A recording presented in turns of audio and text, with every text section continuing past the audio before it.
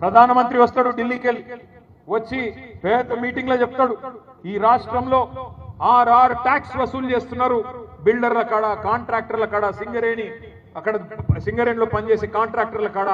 RR tax వసూలు చేస్తున్నారు అంటాడు ఏంటిది ఆర్ఆర్ ట్యాక్స్ అంటే రాహుల్ రేవంత్ ట్యాక్స్ అంటాడు మరి చెప్పి కూడా సంవత్సరంన్నర 2 సంవత్సరాలు అయిపోయాయి ప్రధానమంత్రి చెప్పి మరి 2 సంవత్సరాలు అయిపోయినా కూడా ఎందుకు విచారణకు ఆదేశిస్తలేడు ప్రధానమంత్రి గారు హోంమంత్రి అమిత్ షా వస్తాడు తెలంగాణ ఏటీఎం గా మారిపోయింది కుంభకోణాలు చేస్తున్నారు కాంగ్రెస్ వాళ్ళు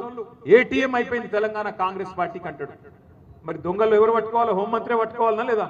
పోలీసుడే పట్టుకోవాలి కదా మరి దొంగను పట్టుకునే పోలీసులకు అధ్యక్షుడిగా ఉన్న హోంమంత్రి ఇలా ఆయన వచ్చి ఏటీఎం గా మారిందంటాడు తప్ప